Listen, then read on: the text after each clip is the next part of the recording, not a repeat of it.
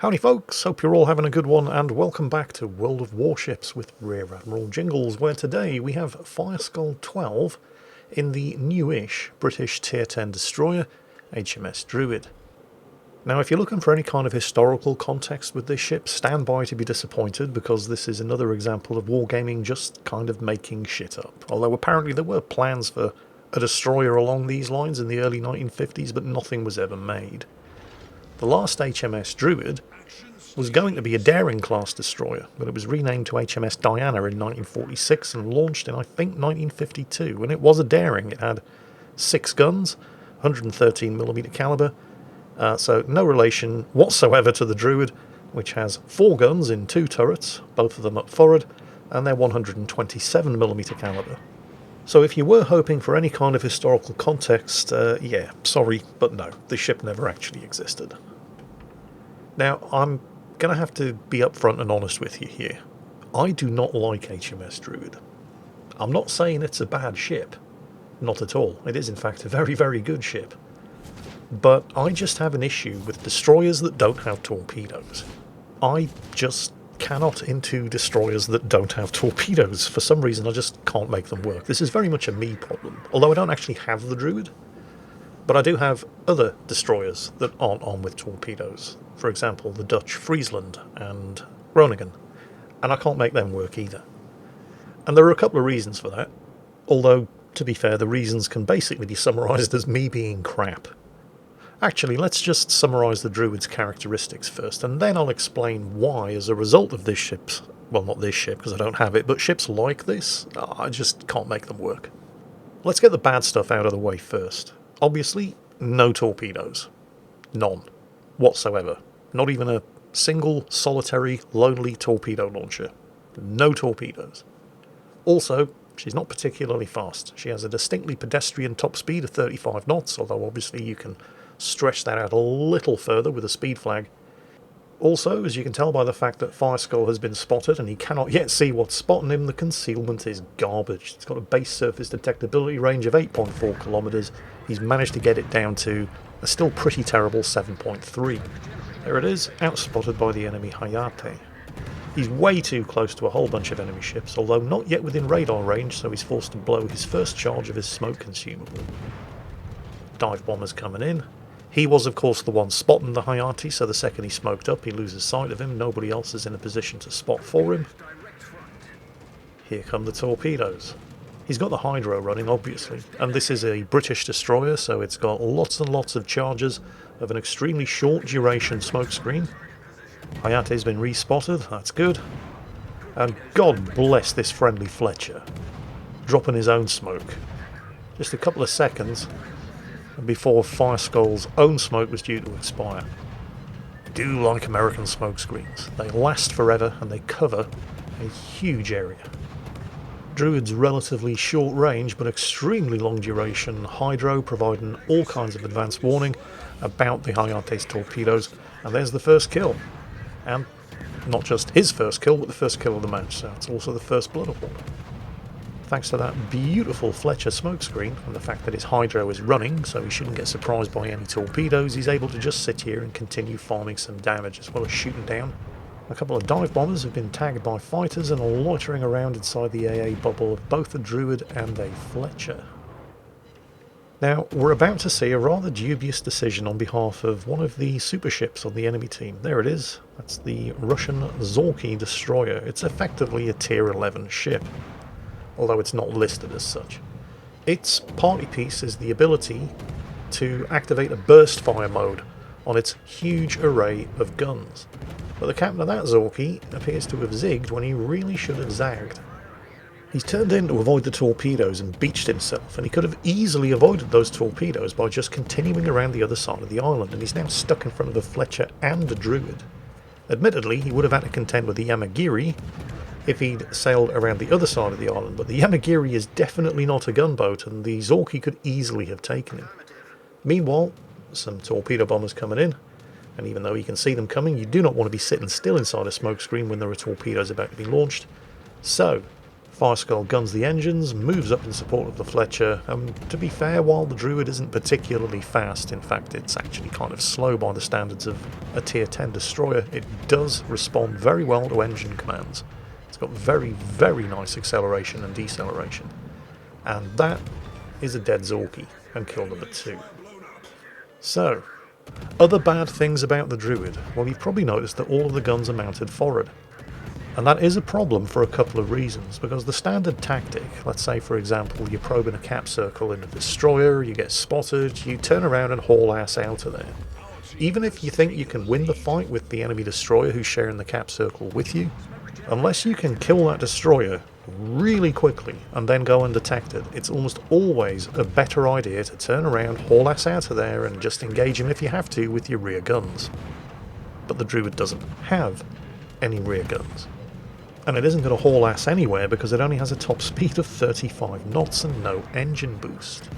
And it's going to stay detected for longer than is comfortable because of the terrible, terrible surface concealment.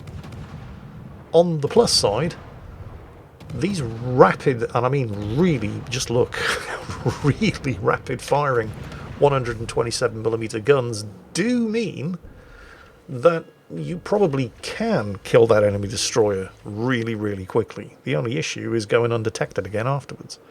Because assuming that the destroyer you were sharing that cap circle with is the one who was spotting you, and he probably is going to be, even if you sink him, you're still going to be visible to anybody within 12.1 kilometers because that's the range of these guns, at least for the next 20 seconds. To counteract this, she does have a reasonable amount of health, with a base health pool of 25,300 hit points, although Fireskull has obviously taken the survival expert skill and he's got that up to nearly 30,000, and she comes with a heal. So it's not all bad news. None of these, of course, are the reasons why I just cannot make ships like this work. It's all because of the lack of torpedoes. I just cannot into destroyers that don't have torpedoes. And again, as I said at the beginning of the video, I do acknowledge that this is very much a me problem. But I can't make them work. I'm not saying that ships like the Druid or the Friesland or the Groningen are bad. Far from it. They're obviously very, very good ships. I just can't make them work due to the lack of torpedoes. Why is that, Jingles? Well, let's look at it from the other point of view. Let's say I'm in a cruiser or a battleship and I see a Druid or a Friesland or a Groningen smoke up in front of me. What's to stop me from charging that smoke screen? The only thing that would stop me from charging that smoke screen would be the presence and threat posed by other ships that are not the destroyer inside the smoke screen. Because I know that destroyer isn't going to torpedo me. This is the problem that I have had when I've been in the Friesland, and it's because I've been picking up bad habits from playing so many other destroyers that do have torpedoes, and I know that I'm smoking up too close to enemy ships. And they're looking and thinking, oh, it's a Friesland, or it's a Druid. No torpedoes, charge. And that gets me into trouble. Again, you know, this is very much a me problem, but it's the reason why I cannot make these ships work. Mostly because I'm just crap. I'm just not a good enough player to be able to put myself into positions like this where I can sit inside the smokescreen and farm targets like the Lion and the Grosser Kurfürst, who are very conspicuously not charging the Druid's smokescreen. And why is that? And there goes the Lion, kill number 3. Well, because they're horribly outnumbered, of course, and also because they've seen torpedoes come out of this smokescreen. The Fletcher's here. That and the fact that there's a Montana providing backup and support, but you get the idea. Fireskull is putting himself in the right position where he can make this ship work. Because you do have to play your destroyer radically differently when you don't have torpedoes. It's not the same as playing a regular, even gunboat destroyer like the Harugamo or the Kitakazi or the Akazuki, because they do have torpedoes. They only have one launcher, they've got a long reload, but the threat of those torpedoes is usually enough to deter anybody from pushing your smokescreen. Hell, I'd even take a ship with bad torpedoes, like the Benson, or some of the Russians at mid-tier that only have 4-kilometer range on their torpedoes. I mean, the Benson's torpedoes are so slow that when you see them coming, you've got time to stop the ship, get the crew out and build a sandbank to absorb the torpedo impact before they get anywhere near you. And some of those Russian destroyers have torpedoes with such terrible range, but it doesn't matter because just the fact that they have them deters anybody from getting closer than 4 kilometers to the smokescreen that you're hiding in. There's none of that with a destroyer that doesn't have torpedoes, for what should be fairly obvious reasons. So when I'm in one of these destroyers, it is not unusual to see me pop my smoke and prepare to make the battleship or cruiser in front of me my bitch, only to have it charge my smokescreen. But what this mad lad is doing is the exact opposite. And he's charged the Grosser Kerr first. And he didn't do it alone, but he still charged the Grosser Kerr first without any torpedoes and won. So you can quite clearly see that this ship, and ships like it, are not bad ships. And the reason that I'm so bad in them is I simply don't have balls big enough to play them properly. There you go. I said it. Now, as Fireskull is hammering 7 different shades of shit out of the Missouri over there, well, it's not just the Missouri, he did the same thing to the Grosser Kerr first and everything that he's been unloading these guns at since the start of the battle, you've probably noticed the single most outstanding feature of the Druid. Oh, hang on a second. FDR drop coming in from straight ahead. AA guns hammering away and making absolutely zero difference, of course. But he's managed to comb the tracks of the torpedoes very nicely. Oh, and he has managed to shoot one of the FDR's planes down. Well, that'll teach the FDR not to bother dropping on a Druid again in future, won't it? He lost 1 plane. Woo! Wouldn't have been able to comb the tracks of the torpedoes if he'd been in a gearing, by the way, because the gearing is too wide, which is another, well, can we call it a bug? If the model of the ship in-game is wider than the actual ship was in reality? Yeah, we'll call it a bug. Even though Wargaming have been aware that the gearing model in-game is wider than it actually should be since, well, the gearing was introduced into the game and continue to refuse to do anything about it. But let's talk about a new bug. I am, of course, talking about the reload bug. And the reason why this is important is because the Druid's base rate of fire, without modification, is 1.9 seconds. Well, actually, the base reload is 1.9 seconds. The rate of fire is 31.58 shots per minute per gun. And it has 4 of them. And the problem, as we discussed at great length in yesterday's Mingles with Jingles, the problem is that when you have a stupidly fast reload like this, the game server is only checking everybody's game clients for updates, i.e., are your guns reloaded? Yes? Okay, then you can fire 7 times a second. And that may seem like a lot, but it really isn't when you consider that even a game like Minecraft checks for updates 30 times a second. And so what that means in practice, even though you can't actually see it in a replay, and I'll explain why in a second, but in practice, Fireskull's guns... Oh, and the Yamagiri got the kill right at the last second. But in practice, Fireskull's guns here on the Druid are not actually shooting as quickly as they should. Skills that buff the reload of your guns, like Adrenaline Rush and Fearless Brawler, both of which Fireskull has, are working. The guns are loading faster than every 1.9 seconds. They're just not shooting any faster than 1.9 seconds, because before your guns can shoot, they have to receive clearance from the server that your guns are in fact loaded and ready to fire, and it only checks for that 7 times a second. Now, you may have been paying close attention to the reload of his armor-piercing shells at the bottom of the screen and thinking to yourself, well, hang on, Jingles. The guns are firing the second, the very instant that they're reloaded. And yes, they are. In a replay. Because in a replay there is no delay between the client and the server, because the client and the server are the same machine, whichever machine the replay is being run on. If you want to see it in action, go and check out Flamu's video on this subject, or just watch a Twitch live stream of anybody playing a ship like HMS Druid, and you will quite clearly see the guns loading and then waiting a fraction of a second before getting permission to fire. All of which basically means that while the relevant skills, like Fearless Brawler, like Adrenaline Rush, are actually working, your guns are reloading faster, they're not actually giving you any benefit to the rate of fire, because the game is only checking for clearance with the server that the guns are loaded and ready to fire every 0.14 seconds, which means you can have a 0.14 second delay. And that might not seem like a lot, but when your guns are firing every 1.9 seconds to begin with, that kind of delay is noticeable, and it adds up over the course of a battle. And in practice, it means that while these kind of skills are actually working as intended, in reality they're not actually delivering a faster rate of fire, and are a complete waste of captain points. So Wargaming have acknowledged that this is an issue, and it has in fact been an issue that's been in the game since launch. It's just that we haven't really had ships with a fast enough rate of fire for the issue to be noticed until relatively recently. All of which, I suppose, is a particularly long-winded and convoluted way of saying if you think the rate of fire of the Druid is insane, just remember, it's not actually as fast as it should be. And now we're getting down to the vinegar strokes in this battle.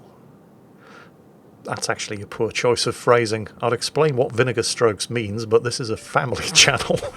You're just going to have to Google it yourself. Oh, I'm going to get into trouble for this one. So, 3 enemy ships left. The Goliath, the Marco Polo. There's also Missouri, who's chasing off a Yu Yang all the way up to the north, and is probably going to get torpedoed for his troubles. We can but hope. The Goliath, however, oh, he's in a lot of trouble. Fireskull isn't yet in range to fire, but the Yamagiri is definitely taking him out with his torpedoes. So Fireskull is still chasing that elusive 5th kill and the Kraken Unleashed award. Those were some good torpedoes from the Yamagiri, although he did kind of kill-steal the FDR, but hey, all's fair in love and war. In case you're wondering, by the way, the Yamagiri is another one of these new special, effectively Tier 11 destroyers, and its party piece is the ability to swap between 2 different types of Shimakaze torpedoes at will. Now, the Missouri probably going to end up getting torpedoed by the Yu Yang as soon as his radar runs out, which means that if Fireskull wants to get a Kraken, he's going to have to kill the Marco Polo. Smokes up, remember, very short duration, all of his heals are gone, he doesn't have to worry about his hydro because there's no way the Marco Polo is coming out from behind the cover of the island over there. It's entirely possible he doesn't realise that the Druid doesn't have torpedoes, but he did just see the Goliath get torpedoed, so he ain't taking any chances. Stuck up against the side of an island and manoeuvring very, very slowly by reversing like that is of course making him a sitting duck for the Midway, who very nearly takes the kill. The smoke's about to expire. Come on, Fireskull. I think you deserve it. The one downside of these stupidly fast 127mm guns is of course that they only fire armour piercing. So skills that destroyer captains traditionally rely on in order to get decent chunk damage against armoured and angled targets like the Marco Polo, like the IFHE skill, are completely useless on the Druid because it doesn't have high explosive shells. Instead, he just has to achieve, through volume of firepower, what other destroyers would have achieved through high explosive spam. But it was enough, he did it in the nick of time, right before the Midway's dive bombers took that kill from him. And in an unexpected development up to the north, the Missouri has actually managed to kill the Yu Yang, presumably without getting torpedoed. Fortunately for Fireskull's team, and unfortunately for the Missouri, it was a case of too little too late, because the points difference between the two teams is, well, too much for the Missouri to comfortably be able to reverse with the one cap circle that he's going to have after Fireskull and the Yamagiri have slipped into the central cap here at Bravo and denied him the points from that, and there just isn't enough time left. So the Missouri pretty much has to kill everybody in order to win, and that is going to be extremely unlikely. Despite the fact that he does have radar, it's probable that he's used all of his radar charges this late in a battle. He's got 2 destroyers to catch and kill, and even with the Druid's terrible concealment, he's still going to see the Missouri before the Missouri sees him. In fact, he's probably going to know exactly where the Missouri is at all times because his team still has a carrier. Now, it's traditional at this point in the World of Warships battle for the winning team, that would be Fireskull's team because they're ahead on points, to try to win that little bit harder than they already are by ignoring the cap circles and going after the Missouri. Fortunately, for the sanity of all concerned, that is not going to be the case today. The Midway is going to attempt to farm some damage on the Missouri because he's got nothing better to do. He's in a carrier at the bottom end of the map. But the Yamagiri and Fireskull are actually capable of thinking and breathing at the same time. They know they don't need to kill the Missouri, they just need to flip this cap. In fact, they probably don't even need to flip this cap. They're far enough ahead on points and there's so little time left that they could have probably won with just one. But hey, flipping caps gives you points, and points translate into XP and credit prizes. They've done it. B is now under the team's control, and they're in no rush to go chasing after the Missouri and make life easier for the Missouri, who needs to come after them and get some kills. They're quite content to just sit here and run the clock down, which is exactly the right thing to do. And so that's a comfortable win with 5 kills, a Kraken unleashed, and 212,000 damage done for Fireskull 12 in HMS Druid. Thanks for watching to the end, hope you enjoyed it, and as always, take care, stay safe, and I'll catch you next time.